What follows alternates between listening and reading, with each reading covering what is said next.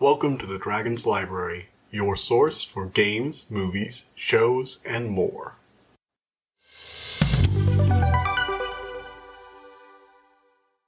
Alright everybody, welcome back to the Dragon's Library. Today we're going to be reviewing the second half of Hawkeye, episodes 4 through 6. I already did a review for episodes 1 through 3, that's going to be linked in the description or show notes depending on where you're watching this. If you're watching on YouTube, please subscribe. If you're watching on Spotify, Apple Music, or Google Play, subscribe there. Subscribe everywhere. Visit my Podpage site. Do all the stuff. Alright, with that out of the way, let's get right into it. So we're going to start out with a non-spoiler section of the review, starting here. If you're interested in spoiler talk, that's going to be afterwards. So, this is a continuation of the Hawkeye show. For those of you who don't know, brief recap. Hawkeye was going on Christmas vacation with his family. She runs into this girl, Kate Bishop. She's the daughter to this, rich mother who's remarrying. Her father died in the Battle of New York. She's kind of looked up to Hawkeye as her hero because he saw him doing some of the fighting. She saw the scene where he was firing out the building that Chitauri was scaling it, that kind of stuff. So she's always idolized him. She's really good with archery.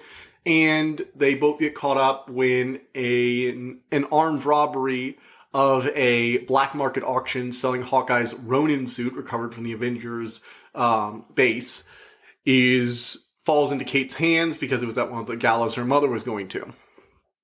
It quickly becomes clear that it looks like her stepfather is involved in the black market sale of things, illegal items. And connected to this scary track-suited gang that's hunting her down. They get involved with this gang leader called Maya Lopez, who's looking to get vengeance on Ronin, who killed her father, who was the previous leader of the tracksuit mafia gang. And, Kate gets drawn in. Clint figures out somebody else has the Ronin suit and feels responsible. So, cue second half. So basically, this whole show is sort of like the Marvel Christmas special, which is kind of good and bad for me. On one hand, yeah, I think there can be more holiday specials. I feel like streaming has really eliminated those, and a lot of those can be really good episodes. On the other hand, as someone who has worked in retail in Barnes & Noble, I'm so sick of Christmas music by the third week of Christmas season, the third week before even Thanksgiving, that I was just every time a Christmas song came on for one of the action scenes, occasionally I'd be oh, that's a cover use of that song. But most of the time it was just, oh my god, it's this song I can't get it out of my head. It's been playing on repeat forever. So, while I like Halloween specials, Christmas specials are not exactly one of the things I'm most happy to see. I feel like it's kind of going to date this show. I do like the twist, although I saw the twist coming. I do like the way they play it. And for those of you who are wondering, this is a minor spoiler, but Kingpin does show up, so the entirety of Daredevil is officially canon, which is amazing because that was one of the few good things to come out of the Marvel Netflix deal in the end. We don't talk about the Defenders, we don't talk about Iron Fist. The other three shows were good. So, But yeah, so there's a really good payoff at the end. For those of you who are wondering from the trailers, yes, Milena does show up from the Black Widow movie. She's the new Black Widow. She was, Natasha's sister revealed in the Black Widow movie. If you haven't seen that, go check it out. It's all pretty good. Yeah. This show has pretty good production values for a TV show. It has a lot more focus on practical effects from what I can see. Don't get me wrong, there's still some CGI explosions and stuff like that. But it's a lot more street-level choreography than it is magic abilities like you'd see in WandaVision, for example. Which I really liked, actually. I liked the focus on more down-to-earth street crime that the Hawkeye series has been able to give us. So we have less magic power and stuff like that. It's more, hey, here's some black market arms dealing with stuff they stole from Avengers Tower. Here's the Kingpin running his organized gangs in New York. Here's a lot of, there's a lot of down-to-earth gang members. It also has that nice Marvel sense of humor that they tend to infuse on all their stuff. And I think it really works here better than it does in a lot of shows. They get to know a handful of the gang members after running into them a few times, and Kate gives one of them recommendations, and the final battle when he shows up and she has him in an arm lock, he's like, He's like, oh, thank you so much for that advice. Me and my girlfriend are actually going on this new trip now, and she's so ecstatic. Thank you very much. It was, great advice, Kate. It's like, oh, thanks. So, what you do with that guy? He's like, sorry about this. It's like, okay, that's cute. Giving background characters a bit more personality, never a bad thing. I think Kingpin works amazingly in this. I was sorry to spoil that for those of you who didn't know he was going to be in this, but yeah, he's still really, really good. I like Maya Lopez. She's a pretty cool character. She has like a prosthetic leg and she's deaf, so that's a really interesting form of representation for the show. She's also just a very driven character, driven by revenge against Ronin, eventually learning more about the circumstance behind her father's death that causes certain alliance changes. Look, you've seen shows like this before. You've seen shows like this before. I'm not going to spoil it.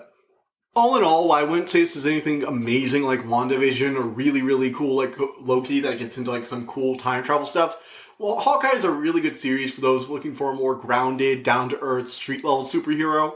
And I do like it focused on Kate Bishop and Hawkeye and how Kate was like drawn into this due to the actions of others, but seems to find her own place in it. It's all very good. I'm looking forward to seeing Kate Bishop, who I was actually on the fence on the first 3 episodes, but I've really come around to her, and I'm looking forward to seeing her in more stuff later on. It's very clear they're telegraphing like young Avengers in the future, so I'm going to look forward to that. All in all, I'd recommend this as like an 8 out of 10. It's a solid piece of Marvel show. It's nothing like amazing or anything like that, but it's just a good superhero show all around. Nothing like really stands out aside from its focus on street level and its references to Daredevil. But all in all, yeah, I'd see more than this. I'd check out a second season of Hawkeye, definitely.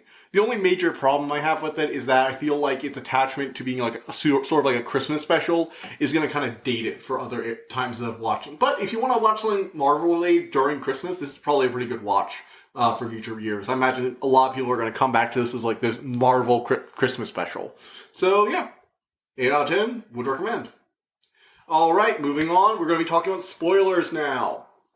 Don't worry, this isn't a ton. This show wasn't like revolutionary. Again, I keep comparing to WandaVision because WandaVision I feel set the bar so high for Disney's Marvel shows. And I feel like even Loki didn't really match up to that, even though I really did enjoy Loki. Not only wrong, I enjoyed Hawkeye. I think some of the twists in this really work.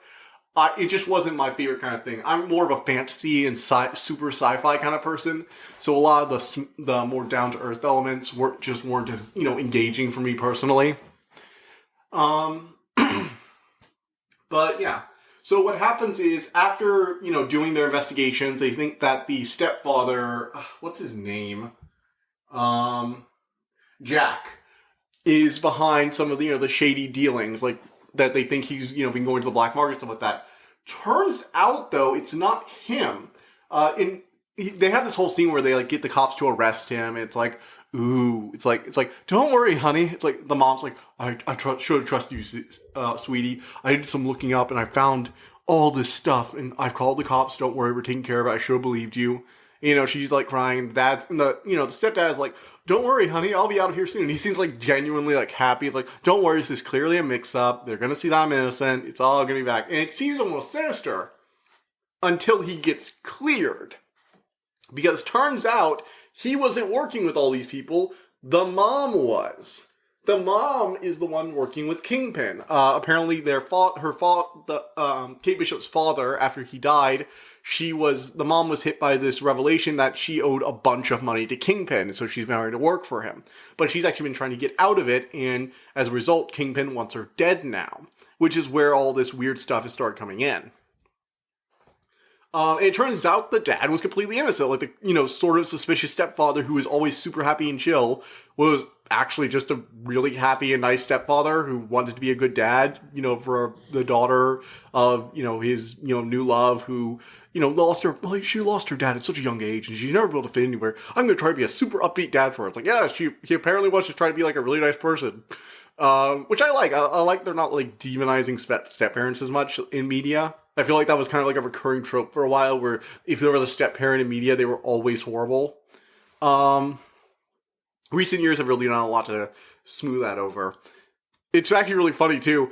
Apparently one of the reasons he wanted the Ronin sword, because he was involved in some of that stuff by accident, was that he's actually good at swordsmanship. yeah, so there's this big final battle scene when they're gonna go arrest Kingpin and draw Milena and all that stuff at this Christmas party. And they have to save Eleanor because Kingpin's going to try and have them all assassinated. So Kingpin wants them all dead. They're going to try and save her mom. Meanwhile, the right-hand guy who's been acting as the translator for Maya has, betrayed. So it's revealed earlier on that he had sold out her father to Ronin, but it was on Kingpin's order. So Kingpin, the man who took her in after her father was murdered by the brutal vigilante Ronin, was actually the one who helped arrange her father's death. And Maya realizes this because, of course, Hawkeye tells her during one of their fights and she doesn't believe him, but then she starts looking at how everyone reacts and she tells him he got away, and they're all like, damn it. Sorry, that must be really bad, Maya. And, she's not an idiot. She's deaf. She's not blind. She sees how they're acting and realizes that, holy shit, he was telling the truth. Vengeance isn't against Ronin, it's against the people that hired him. So that's interesting. I like that. She's just a badass, though. Like, it's really impressive. She's got, like, a prosthetic leg. She's deaf, but she just is kicking everyone's ass in this. She even kills off Kingpin. Yeah. After Kate Bishop has, like, a fight with Kingpin, her mom actually is desperate to get out of his clutches. So when she realizes he's trying to kill them all and wipe slate clean, she actually wrecks a car, hits him with a car, punts him through a building. And at this point, I'm like, is Kingpin superhuman? Like, I forget. Did he take a super serum or something like that? I know they have, like, all those rip-off Captain America serums floating around the MCU. Did he take one of those? Because he gets, like, punched through a building by a car, into a toy shop, and then he fights Kate Bishop. After being hit by a car, he's doing fine. Kate Bishop sets off one of the very dangerous arrows alongside several other arrows and blows him up, like, point-blank explosion. And then, after getting knocked out, before the cops can get to him, he walks away, gets to an alley where Maya walks up and shoots him in the face. It's like, holy shit, he took some freaking punishment there. Like, just so much punishment. It was ridiculous. Like, if he's not superhuman, I don't know what the heck was going on here. Meanwhile, Milena is trying to kill Hawkeye because she blames him for the death of her sister. Because she was told by the shady woman who was trying to mastermind the Captain America ripoff, the new Captain America, that she was killed by Hawkeye, which we all know isn't true. She sacrificed herself to get the Soul Stone. Hawkeye tries to tell her this, and she doesn't believe him. But then, Hawkeye starts telling her stuff, and he's like, if she wanted to do something like that, she would do it. This was Natasha we're talking about. It's like, God damn it, why did she leave? And Milena ends up sparing him. Hawkeye gets to, go home to his family. Obviously, Kate's mother ended up turning herself in. She was going to confess to everything. All the stuff she did for Kingpin, and she was going to also testify against Kingpin. She says, look, I've been running from this for a long time. I've been trying to cover what your father did. Somebody eventually has to take responsibility for this. So Kate doesn't really have anywhere to go. So Hawkeye's like, come home with me, dear. Come on. My family's been wanting to see my new apprentice anyway. So, Hawkeye manages to get home for Christmas. He introduces Kate to his family. Bring some presents. They love the dog, Lucky, because you got that little stray dog. And, it's kind of just a happy ending. Maya got revenge on Kingpin. Milena got closure on Natasha's death, for at least some closure. She's probably going to be working through that in her future movies. I hope we see her again, because she was a lot of fun here. She has this, like, very approachable vibe as Milena. Like, she shows up at Kate Bishop's house to tell her, don't get in my way of killing Clint again. I'm going to be trying again. Don't get in my way. But she's always like, you took a while, so I made some mac and cheese. Like, have you tried this before? It's delicious. Like, let me get you a fork. You should probably eat. Eating is good for you. My dad used to tell me that. Where's your fork? She's like, and she finds, like, one fork. She's like, is this your only fork? Like, yeah, I'm a one person, and I'm a one fork kind of girl. He's like, this is not cutlery, Kate. I love Yelena's just like chill, relaxed. Oh, I'm totally gonna kill you, but in the meantime, why don't we just chat? We can chat. It's a lot of fun. I love it. So I hope she comes back. They're definitely setting up Kate Bishop to be like one of the new Young Avengers. They're really pushing in there. They have Tommy and God, what was the other kid's name? Billy. Yeah, that was it, Billy. So Tommy and Billy. They've got young Kate. Here we're getting about to get Miss Marvel and Ironheart coming up soon. Plus, we've got the we're definitely gonna get Miles Morales eventually. So we're probably setting up for like a Young Avengers sort of thing, which is nice. I really do like that. It's also very clear they're trying to build like a Dark Avengers with the Thunderbolt Ross is coming back, I think, with the Abomination for the She-Hulk. I think Thunderbolt Ross is. He probably is. So in the comics, he's usually the Red Hulk, like a military-backed Hulk of sorts. And in addition to that, we've got the evil Captain America, obviously, from the Captain America series. Yelena was supposed to be like their Dark Black Widow, but now she seems to have realized the truth that she was lied to, so maybe she's not going to be the Black Widow, evil Black Widow, who knows there. We'll have to see how it goes.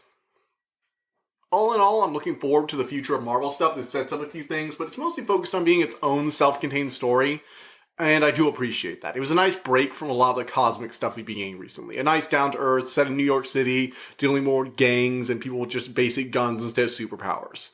All in all, good Hawkeye show. Probably one of the best things they could have done with the character. Definitely a good way to introduce Kate Bishop. I was a little uncertain at first, but I've definitely come around to her as the actor. So I'm on board for that.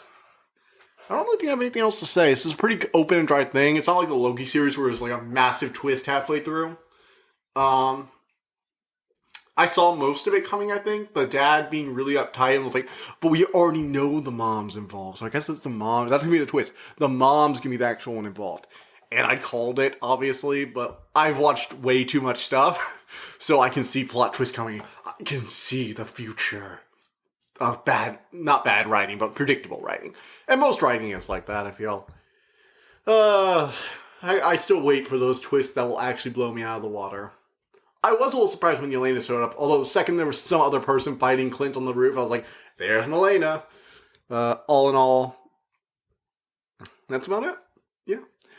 Okay, guys. Well, I guess I'll see you next time. Still working on that Deathloop stuff. Sorry that's taking a while to come out. I've been a bit busy lately, and in addition, I ended up actually losing all my work because the editing software I'm using decided to stop working and crash every time I opened it. So all the work on those two videos down the drain, and I haven't really gotten time to redo all that yet. So I have most of it recorded. I just need to get the video part ready. So I'll be working on that in the next few days. I have some time this week. Hopefully it'll be ready. Sorry about that. And Happy New Year. Like and subscribe, please. Bye. I hope you enjoyed listening to this episode, and thank you for listening to the Dragon's Library. Please subscribe to this podcast to be notified of new episodes. The Dragon's Library releases new episodes Tuesday and Friday each week, and you can follow us on Twitter at dragon_library2. If you want to suggest an episode topic, my email is in the description below. And as always, thank you so much for all your support.